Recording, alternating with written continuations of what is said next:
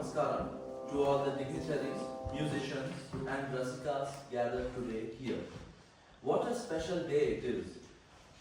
Today is a day where we immerse ourselves in the divine legacy of Saint Thyagaraja, a composer whose music transcends time, touches the soul and guides us on a path to devotion. Over the next few minutes, I invite you to the journey with me through his life, his musics, and the lessons that he has left behind for all of us. So very first, let's travel back to the late 18th century, to the sacred town of Tiruvallur, a place filled with spiritual vibrancy and rich cultural traditions.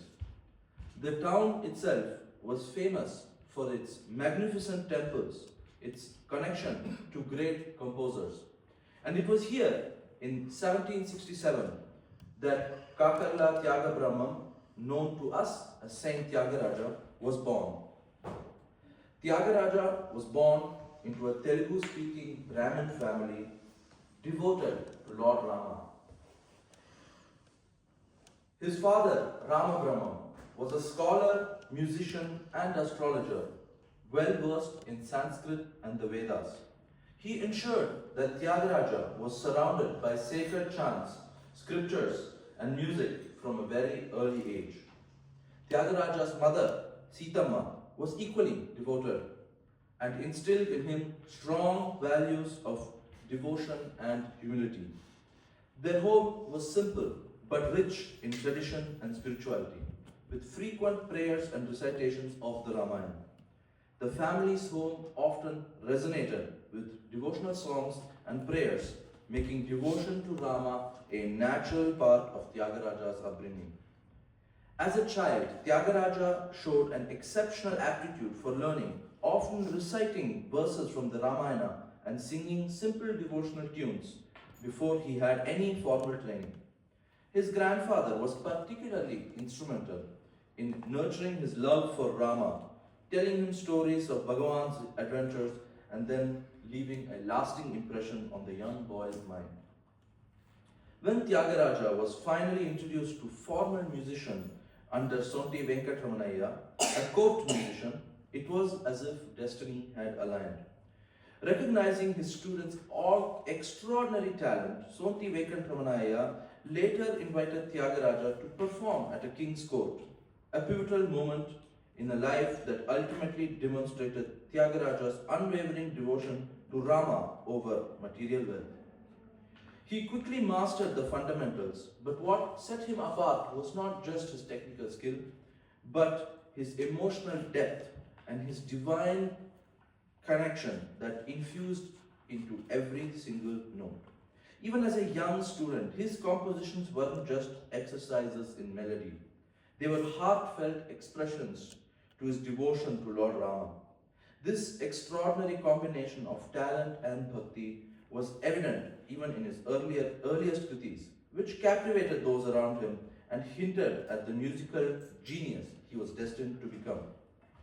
As a young man, Thyagaraja composed his first kriti, Namo Namo Raghavaya, a beautiful offering to Lord Rama that reflected his early dedication to bhakti. The song praises Rama's virtues, his role as a protector, and his divine setting the tone for Thyagaraja's long life devotion through music. His compositions were never meant to impress kings or gain worldly recognition. Instead, they were personal prayers, conversations with Lord Rama, and yet his fame spread. His kritis moved people because they were honest, heartfelt, and spiritually profound. One pivotal moment was in Thyagaraja's life, speaks volumes of his character. When King Serfoji II of Tanjore invited him to his court and offered him with wealth and honor, Thyagaraja declined. He proposed the famous question, Nidhi Chala Sukhama, Ramuni Sannidhi Seva Sukhama, which brings greater joy, material wealth or service to Lord Rama. He chose the latter without hesitation, reaffirming that for him, music was a sacred offering, not a means to material gain. This decision was not easy. It meant a life of simplicity and struggle. But for Thyagaraja, the joy of singing praises Lord to Lord Rama outweighed by far, any material comfort. Tyagaraja's life were not without hardships. He faced personal losses, including the death of loved ones and moments of spiritual doubt. But in these moments, his music became his solace. His kritis revealed a full range of human emotion, joy, sorrow, longing, and transcendence. For example, in his kriti, Nagumomu Ganaleni, he pleads with Rama, lamenting the absence of divine grace and asking why the Lord remains distant despite his devotion.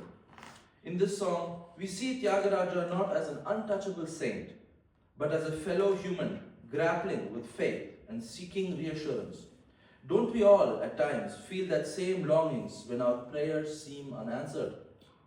His humility throughout his compositions, like Endaro Mahanabhavulu, that we shall hear afterwards as part of the Pancharatna Kritis. In this song, he acknowledges and reveres the great saints and devotees that came before him.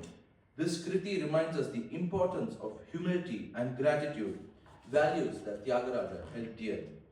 No matter his own genius, he saw himself as part of a larger spiritual tradition. Throughout his life, Tyagaraja is said to have composed thousands of kritis, touching a wide range of human emotions and spiritual themes. Sadly, only about 600 to 700 have survived to this day due to strong and dedicated pupils passing the oral tradition.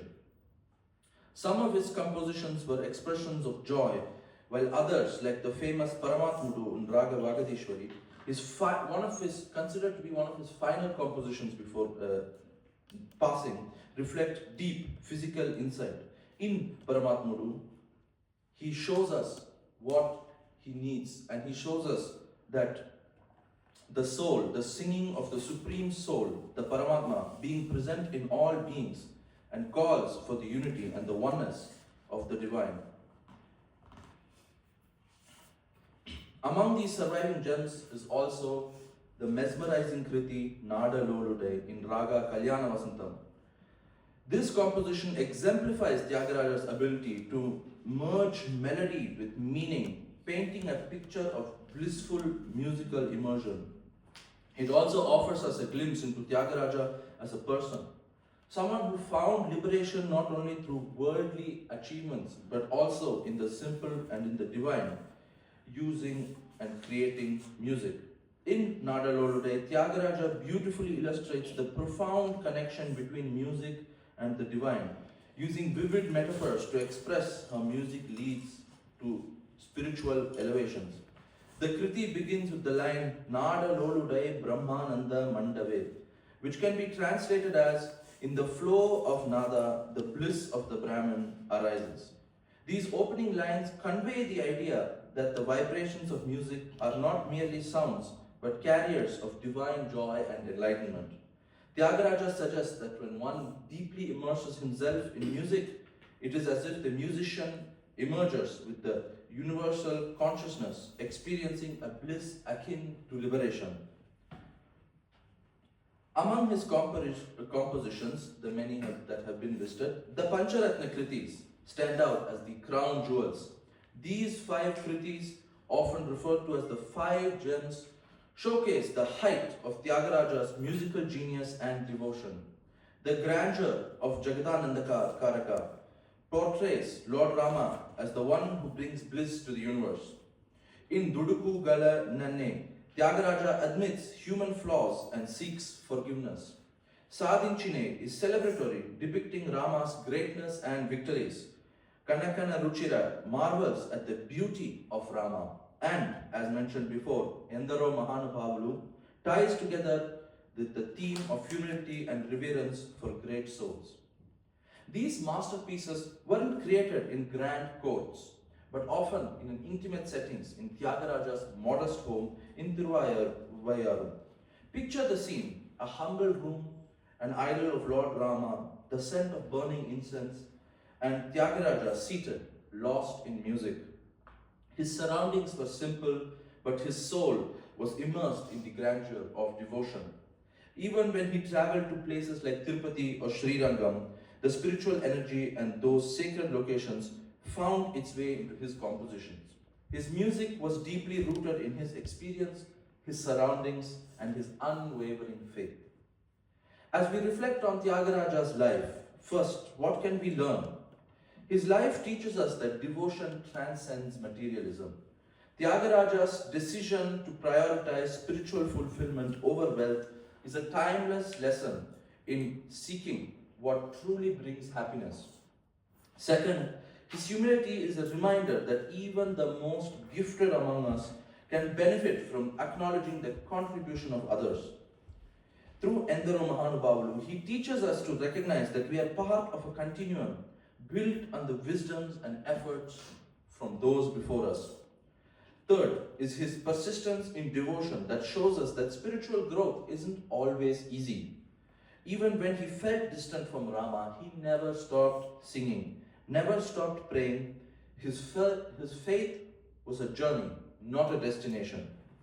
And most importantly, Thyagaraja's music shows us that music is more than entertainment. It's a means of connecting with something greater than ourselves. His kritis invite us to not just listen, but to feel, to immerse ourselves in the emotions and spiritual messages woven into each note.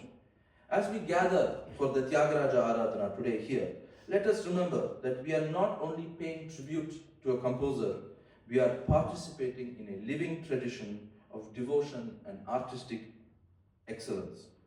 As the Pancharatna Kritis are sung today, let's open our hearts. Let the music guide us just as it guided Thyagaraja towards devotion, humility, and peace. Let us cherish the fact that we are among the fortunate ones that get to experience his legacy. Thank you for allowing me to share this journey with you.